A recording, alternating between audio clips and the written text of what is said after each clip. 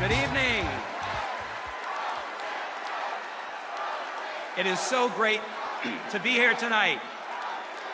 Charlotte's doing a great job, and I especially want to give thanks to my friends from Virginia. You know, a few years ago, very few imagined that Virginia would be a battleground state. Virginia had last voted for a Democrat for president in 1964, but in 2008, we proudly cast our electoral votes for President Obama.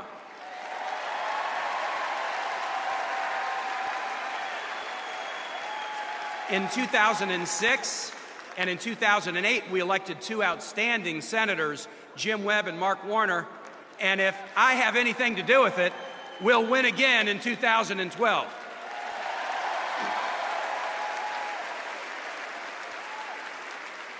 How did Virginia go from red to purple?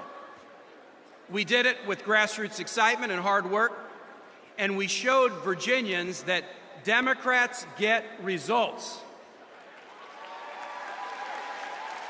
When I was governor during the worst recession since the Great Depression, Virginia maintained one of the lowest unemployment rates in America. We kept our AAA bond rating. We were named the most business-friendly state, best managed state, best state to raise a child. In Virginia, we cut billions from the state government while making critical investments in schools, roads, and bridges. We worked together with Democrats, Republicans, and independents to get results. Now, over the last 4 years, the GOP pushed ideology and wedge issues.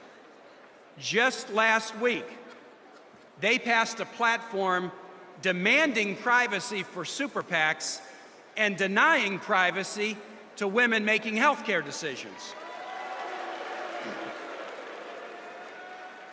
Meanwhile, Democrats fought for the middle class.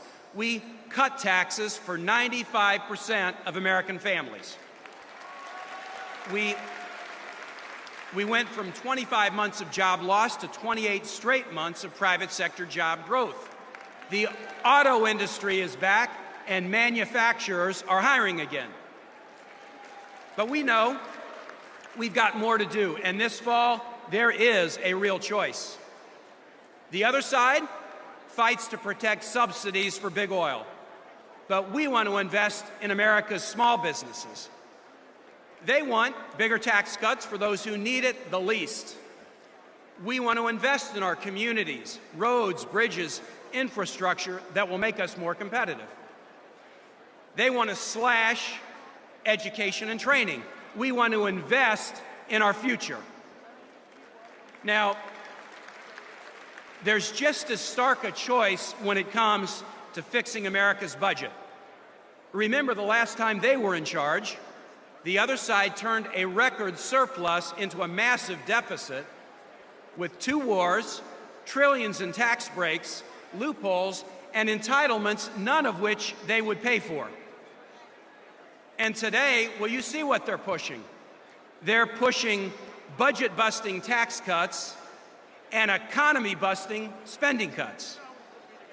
To pay for the plan, they'd raise taxes on the middle class, they'd turn Medicare into a voucher system, and rather than raise taxes on the wealthy by even 1 penny, they'd put thousands of defense jobs at risk. So let's be clear. That's not fiscally responsible.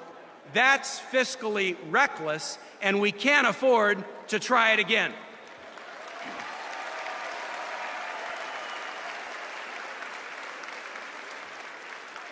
We've got to move forward, because while we've made progress, we still have a long way to go, and we'll only get there if we elect leaders who put results over ideology.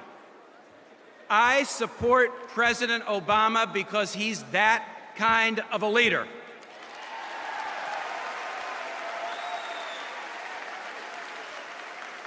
He said he'd end the war in Iraq, and he has. He said he'd draw down troops in Afghanistan, and today every single Virginia National Guard unit is home for the first time in a decade, and we're so happy. He said he'd go after al-Qaeda and he'd take out bin Laden, and with our great SEAL team, that's exactly what he did.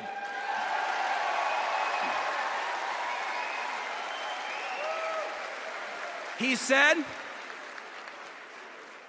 he'd try something that Teddy Roosevelt first talked about, reforming healthcare system, and he did. He promised to fight for equal pay for women, college affordability for students, fair treatment for LGBT Americans, and he's kept his word.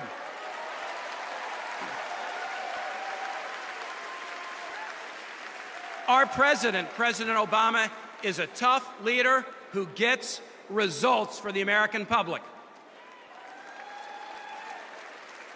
Now next week we commemorate the 11th anniversary of 9/11.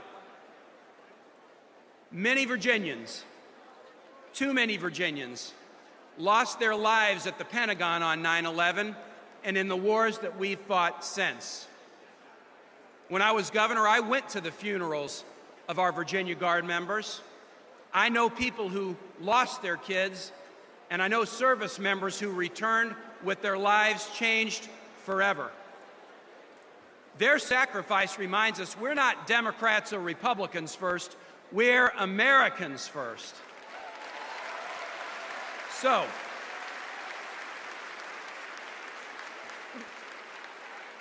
we've been through tough times. We've been through tough times as a nation, but we are tough people.